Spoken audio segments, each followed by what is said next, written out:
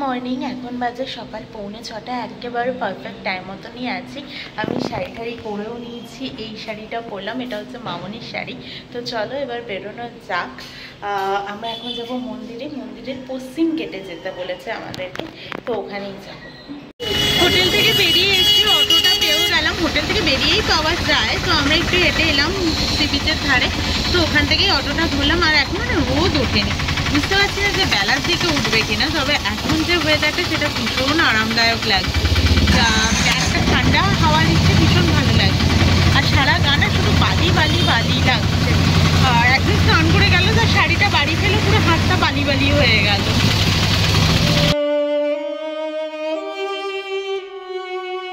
আমরা পৌঁছে গেছি মন্দিরে, চলেও এসেছি। তোমরা তো দেখলেই, আর পুরো গেটটা ঘুরে ঘুরে যাচ্ছে, তো মন্দিরটাকে পুরো দেখা যাচ্ছে। আমাদেরকে বলেছে পশ্চিম গেটে দাঁড়াতে, তো সেখানেই হেঁটে যাচ্ছি।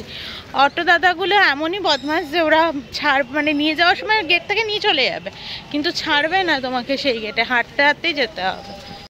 মন্দিরে পা রাখার সাথে সাথে মনের ভেতরে একটাই কথা কাজ করছিল, যেন ঠিকভাবে দর্শন করতে পারি, যার উদ্দেশ্যে এসেছি সেটা যেন সফল হয়, এই আর কি। ভিড়ভাড়টা তো হবেই, দেখো তার মধ্যেই আমাকেও আমার ভগবানকে দর্শন করে যেতে হবে। তো এখানে আমি একটু ক্যাত মারছিলাম, আর কিছুই না। তো চলো ভেতরে ঢোকা যাক এবার। পুজো আমাদের অনেক তাড়াতাড়ি দেওয়া হয়ে গেছে, এখন বাজে 7:30। আমরা এসে ঢুকেছিলাম 6:30, 6:20 থেকে নাগাদ ওই পান্ডা দাদা এলো, দিয়ে তারপর তার সাথে গেছিলাম আমরা পুজো দিতে। খুব তাড়াতাড়ি হয়ে গেছে, 7:30 বাজে। আর আদি জগন্নাথ যে আছে, যেটা ভেসে এসেছিল, তো সেই মন্দিরটাও দর্শন হয়ে গেছে আমাদের। বাবা কত বালি। তো চলো এবার যাই রুমে, ফ্রেশ হতে হবে। গরম লাগছে প্রচণ্ড, এবার এত হাঁটাহাঁটি না, প্রচণ্ড হাঁটাহাঁটি। তোমরা যারা নতুন মন্দির হওয়ার পরে আসোনি তারা জানবে না, যারা এসেছো তারা হয়তো জানবে। প্রচুর হাঁটতে হয় এখন, প্রচুর ঘুরে ঘুরে ঘুরে ঘুরে যেতে হয়। হাই দাদা, ভালো আছে? সকাল সকাল পুজো হয়ে গেছে আমাদের, খুব সুন্দর পুজো হয়ে গেছে। সবচেয়ে ভালো আমরা দর্শনটা খুব ভালো করেছি। মন্দির থেকে ফিরে এসেছিলাম আমরা 7:30। তো তারপরে প্রমি এলো বাইরে একটু চা খেতে, আর আমরা খাবারও খাবো। পেটাই পরোটা আর ঘুগনি খেয়েছিলাম নিরামিষে আমরা, খুব ভালো ছিল। আমরা আজকেও স্নান দান করে চলে এসেছি, পুরো কালা পুতুলি হয়ে যাচ্ছে দেখতে আস্তে আস্তে। যাই হোক, এখানে তো ঝেড়ে মানে বালি তো ঝাড়ছি, ধোয়ার পরে মানে স্নান দান করার পরেও বালি তো ঝেড়ে নিচ্ছি, কিন্তু কোথায় কি ব্যাঙ্গালোর অব্দি এই বালি যাবে বলে মনে হচ্ছে আমাদের সাথে সাথে।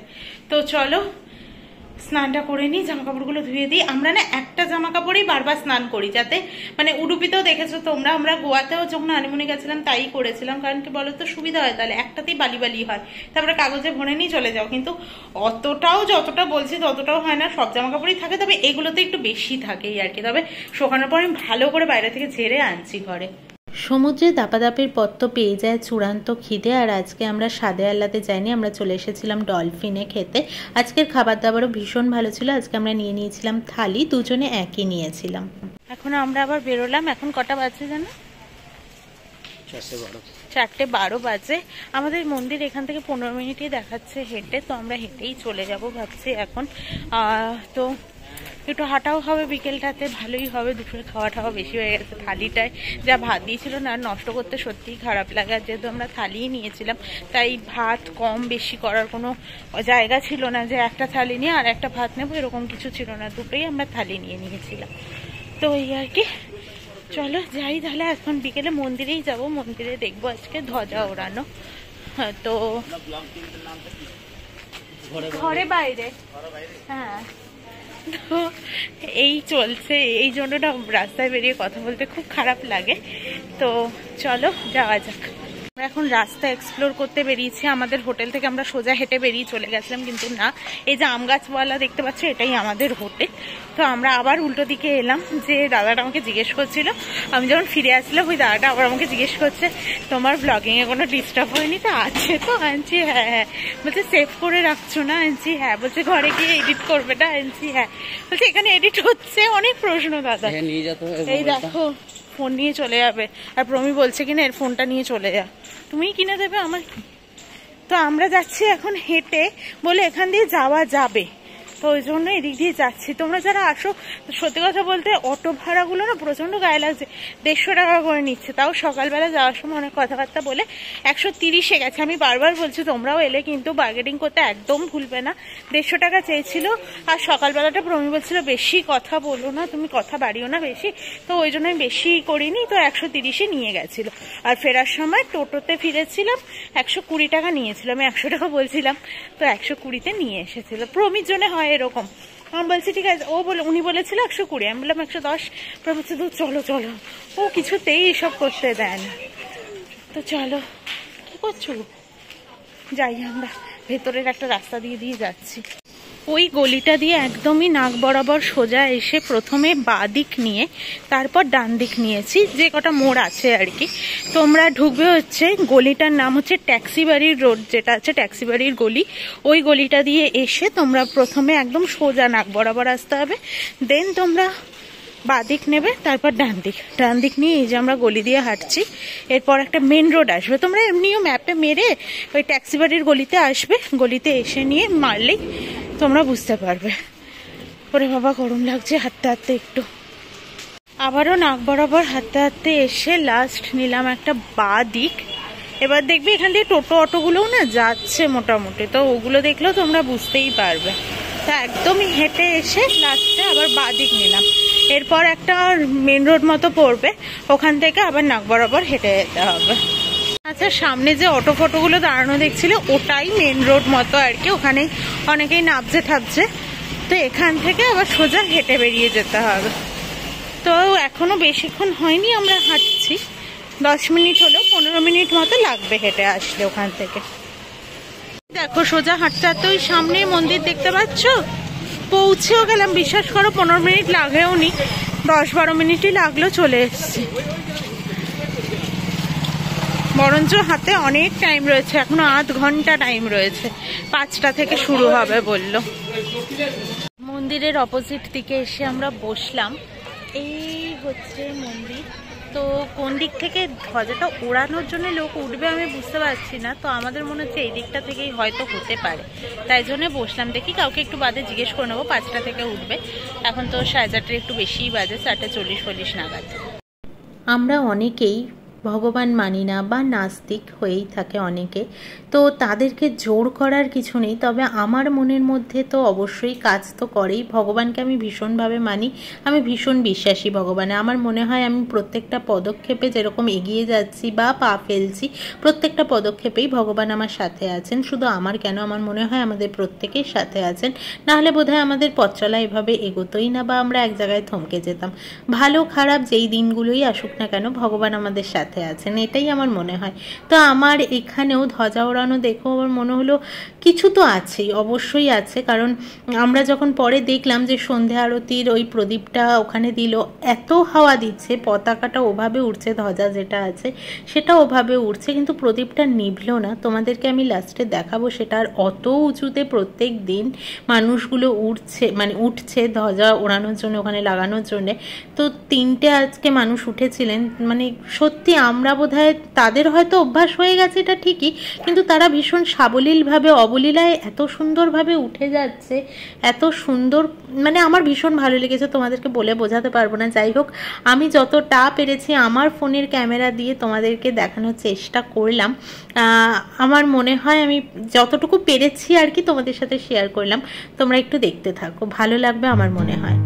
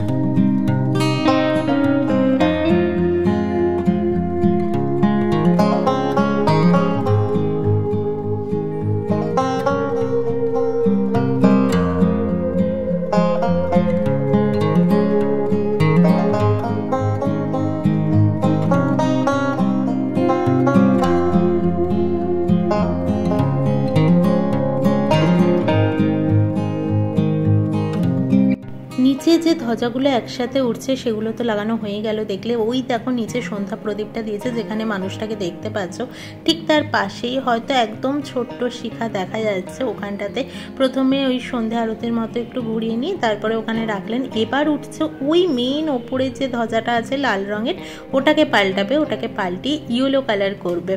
তো দেখতে থাকো তোমরা। মানে আমি না সত্যি আশ্চর্য হয়ে যাচ্ছিলাম দেখে। একদম ছোট্টবেলা দেখেছিলাম তো এই জিনিসটা তেমন একটা খেয়াল ছিল না, তবে মন্দির অনেক চেঞ্জ হয়েছে, এত বড় এরিয়া হয়ে গেছে, এখন অনেকটা হাঁটতে লাগে ভেতরে।